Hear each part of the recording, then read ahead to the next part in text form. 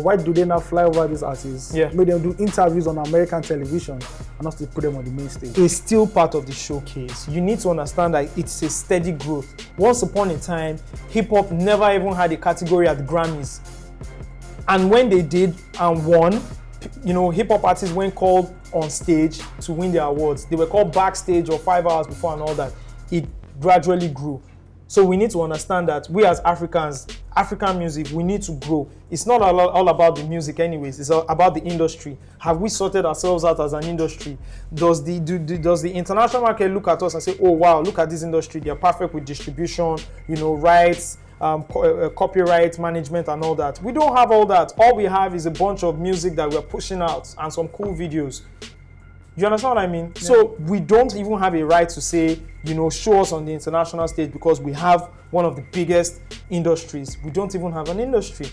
What I want us to understand is it's going to be a steady growth. Once upon a time, there was no best African arts category at the BET Awards. It only happened some four years ago, right? Yeah. And even when that happened, remember, African artists will share one award. So there was a time when Two-Face and the band won the award. Sarkodie and I think Wizkid won the award. Yeah. Gradually it's changed. Now only one person is winning the award. Maybe with time, right? When African music gets bigger, we will be showcased on the international stage. But till then, let us be patient and let us understand that it's a gradual process. So Motolani, let's take that back. Yeah. How has Africa treated the BET Awards?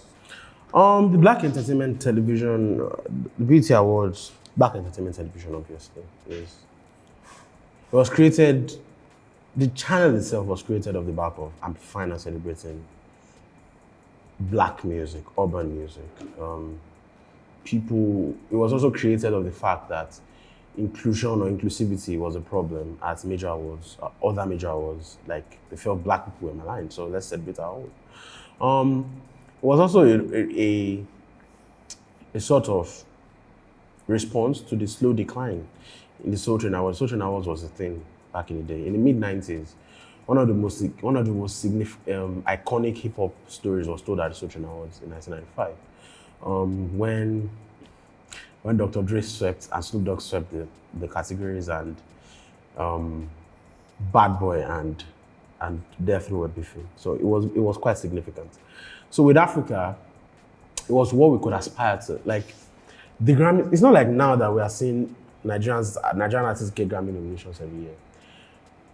The Grammys, we said it several times on the show, because the Grammys is an American award, an American institution. It's aspired to because it's grand. Everything America does is grand. People want to. America is the coolest country in the world. People want to be associated with America. People want to import American values. People want to import American pop culture, right? Because of that, the Grammys were elevated. Everybody desired it. But because it was so far away, the BET Awards were so admired. It was achievable, especially after the band won the EMA for Best African Act 2007 or 2006. Then after Two-Face and the band won it, the BET Awards for Best National Act, everything just changed, right? So Nigerian artists started also, like, people that were not even nominated would go there because they just wanted to be there in the space, right? And they would take pictures, oh my God, at the BET Awards, at the BET Awards, at the BET. Like me with Lecrae, me with taking a picture with Nicki Minaj's manager. Not even Nicki Minaj's manager, right? It was the thing back in the day. And everything just sort of changed. Then importance of African music also started growing to the Billboard BET Awards, right? In the sense that before it was Best National Act, and they would break it down into UK, Africa, right? And then before it was Best National Act, then they broke it down into UK, Africa, and then they included France. And then later they brought it back together, and they made it Best National Act. So it's very interesting. So, how did Nigerian artists treat this award so far? How have they treated it in the past and how are they treating it now? Man, I remember when Davido won the Best International Act in 2013, I believe. Like, everybody was there. The nominees were there. Do you understand? Like, and he brought them all on, he brought everybody on stage. That place where he said, I'm 21 years old and I'm living my dream, that was the year. Like, the BET Awards were so big that when Ice Prince won Best International Act, it was such a big deal because he was also a rapper. Do you know how, like, a rapper was winning Best International, everybody was going crazy.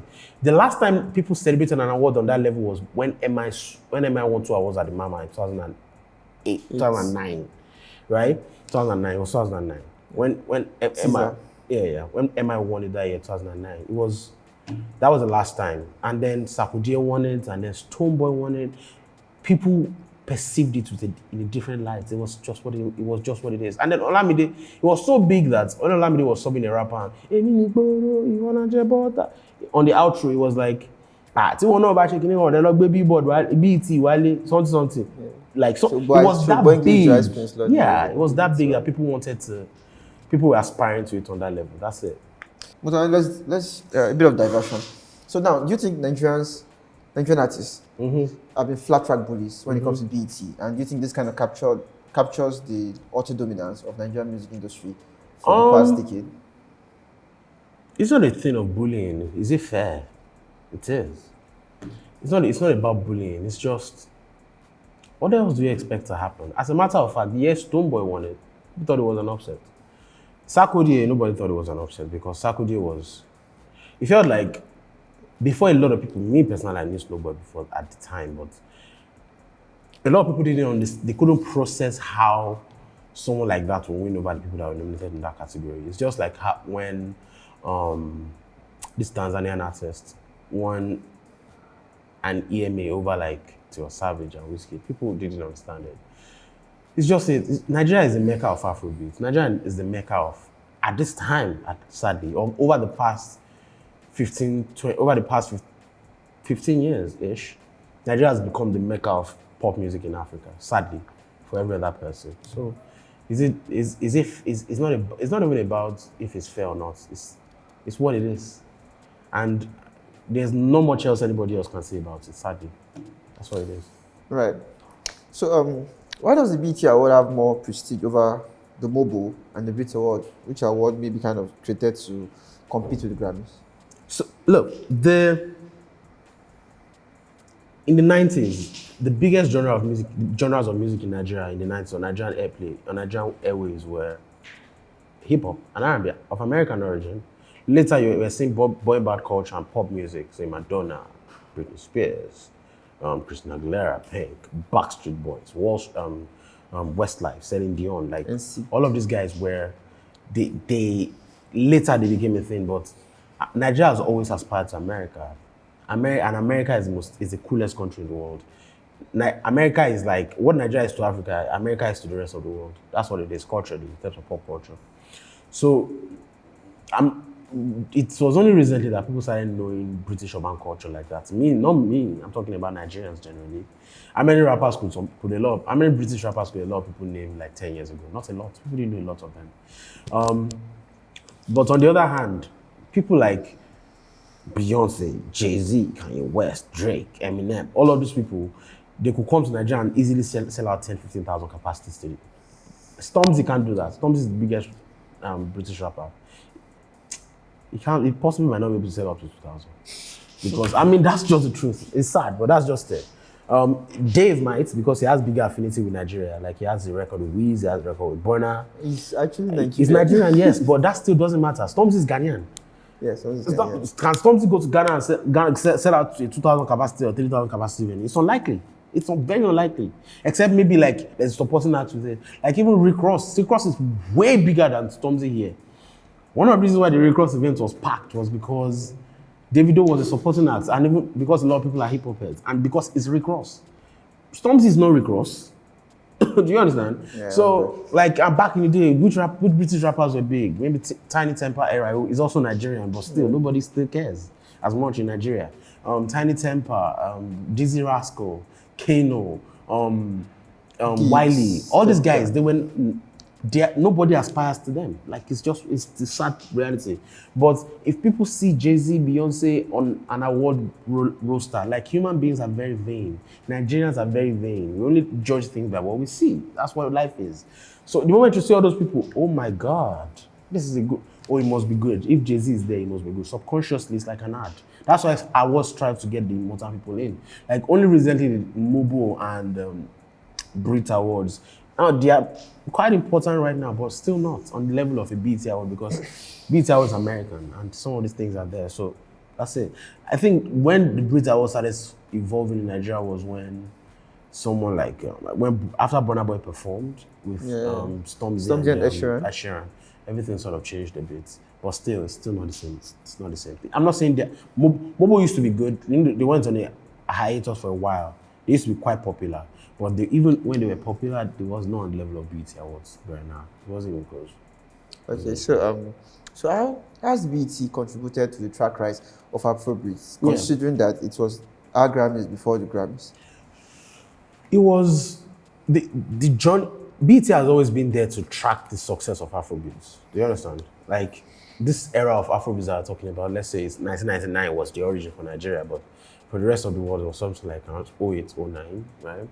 And around 08, 09, BET also started nominating and rewarding Nigerian artists, especially starting from 2010 till now. So when we had the era of people, our albums, music blogs started selling us, music blogs started highlighting our music outside the country, BET was rewarding artists. When Oliver Twist happened, BET was rewarding artists. When Ice Prince was happening in London, BET rewarded our artists. When Wiz and David were dominating, BET was rewarding us. So it was sort of like a marker in time. We could literally track the growth of Afrobeats to the BET Awards, literally, because they were also coming back. There's a woman that passed some years ago. I can't remember her name now. She passed like last year, and she was something Blackson, if I'm not mistaken. She was here with the BET Awards about 10 years ago. Like the BET Awards did a cipher. BET People Awards did a cipher in Nigeria like 10 years ago that Vector, Neto C, and a lot of people were on. So they have always tried to reckon with this space, and that's why they've always been important. It's that simple, really. Yeah, great. So what does this say? The BT, Thames winning the BT. Yeah. Is it and Fuse performing at the BT Awards and Yeah. Fireboy being the first African act to perform on the main stage? Yeah. Does this usher in a new generation? It's evidence of like a slowly changing guard, right? The people that have had success on the Billboard charts in Africa, from Africa over Emirates is basically Nigerian at this point. Let's say Nigerian. At this point are only one of them is a member of the old guard. CK is new guard. Fireboy is new guard. Thames is new guard. Emirates is new guard. So Fuse is not new guard, but as an artist is part of the new guard. So it just shows you, like I said, BET Awards you can literally track the growth of African music with the BET Awards, right? They're rewarding Thames now. Fireboy is performing, Fuse is performing. It just shows you that they understand what's going on. They are in tune with what's going on here. And members of the academy are also very in tune with what's going on here. That's what it means. Okay, now, so Essence recorded a phenomenal win at the BET Awards, Yeah. winning a major category, defeating Khalid and some other big names there. Yeah. So do you think, as far as the award goes, and as far as Essence as a single goes, do you think it marks that award, re-emphasizes and stamps Essence recognition as the biggest crossover Nigerian song? No, it doesn't. You people should wait for the episode that we're going to record, that is going to drop on Saturday for that. You are going to have a lot of problems with some of the things that were said there. So wait for that, and you are going to enjoy it. Thank you very much. All right, so now, Thames won Best International Act. Yeah, she did. In the year in view, she was on Essence. Yeah. Maybe the song of the summer. Yeah. She was on Drake's album. Yeah. And that was about it. She didn't drop a single of her own.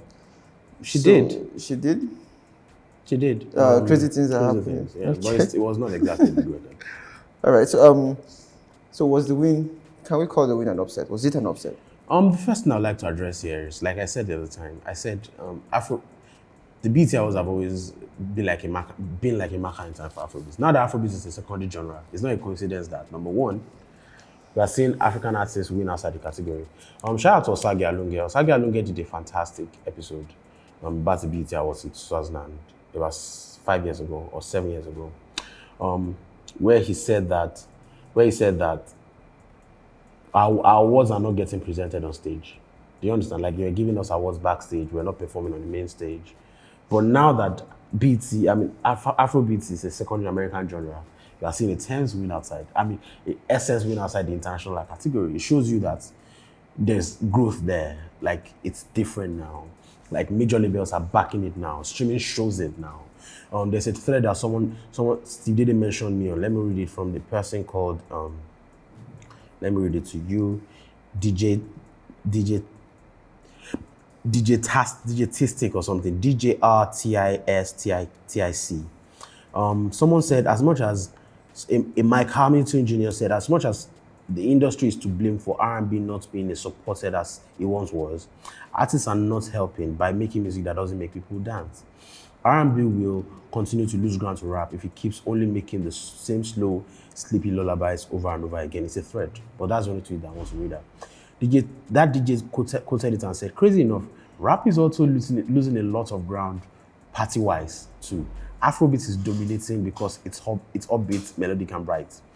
I've been to so many parties in different states, and it's barely any recent rap or R&B club hits in comparison to other eras. It's not even an age thing. Whenever I think about the biggest songs of the night at a lot of clubs, it's really anything that's at that level. I tweeted this last month, and you can see, and you can add Faneto, which is an 8-year-old, along Wipe Me Down 15-year-old, and few others, depending on the type of crowd. And then she went ahead and quoted it again on June 27, 2022. I had attends two BET Awards parties and DJs 2 parties this weekend. Yes, even with the out-of-town crowds, folks really don't start dancing until Afrobeat sets coming. All the rap songs that work are older than 4 or 5 years old. Barely anything new got great reaction outside of FNF. Shows you the growth of Afrobeats. It's growing.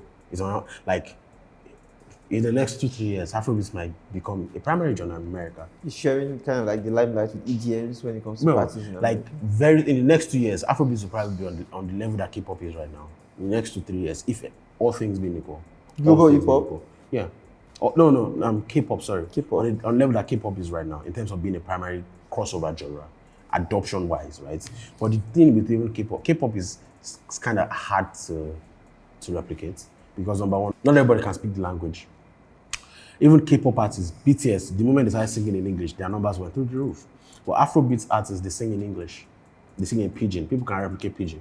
There was a Japanese or an Asian artist some days ago that in a video that trended, "Oh baby, touch me," like stuff like that. You can say those things, right? Exactly. You can see some of those things, right? So it works, right? So it shows you the impact and the success of Afrobeats, and now we are talking about it because it matters. Now back to Thames. That success is one of the reasons why Thames was nominated in 3 categories, right? Best International Act, if I'm not mistaken.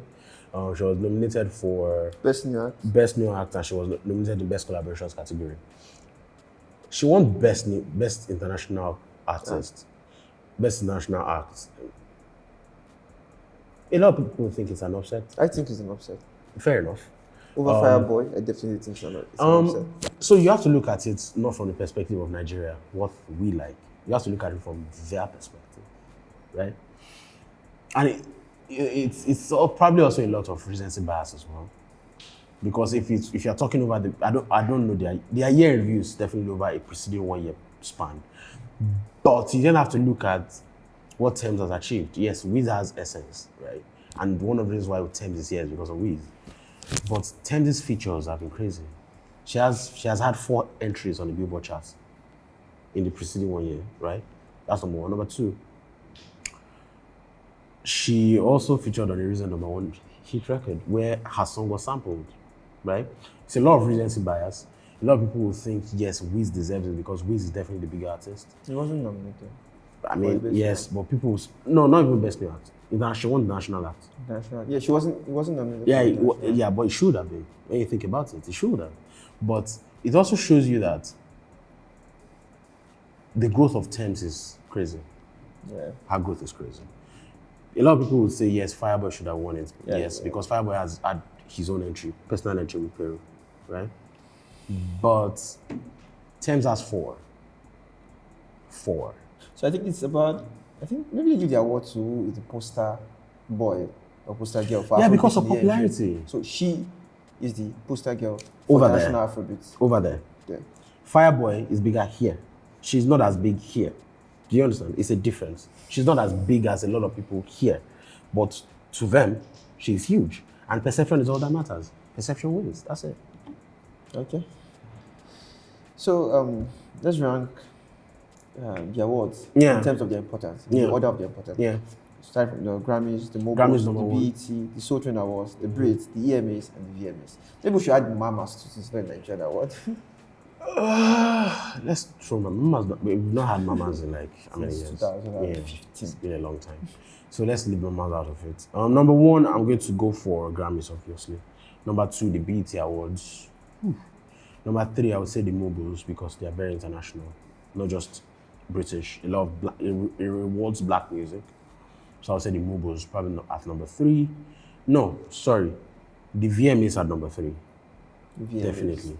The VMAs at number three, EMAs at number four. Because it's the EMAs, MTV. Number five, I would say Mobiles, definitely. Number six, I would say Soul Train, because Soul Train has a history. People know the Soul Train Awards more than you know the Brit Awards at this point. And number seven, the Brit Awards. But I expect the Brit Awards to rise up the charts Sure, over every the coming years. UK Yeah, last. over like the UK culture is spilling over to this place. You can see it around. Look at the clothes you're wearing. This is UK fashion. It's UK fashion. That's what it is. It's UK fashion. That's people are saying in is randomly. The guy behind the camera is a roadman. He moves like a roadman. Don't you understand? Like that's what it is. That's life. That's where we are right now, and that's facts only.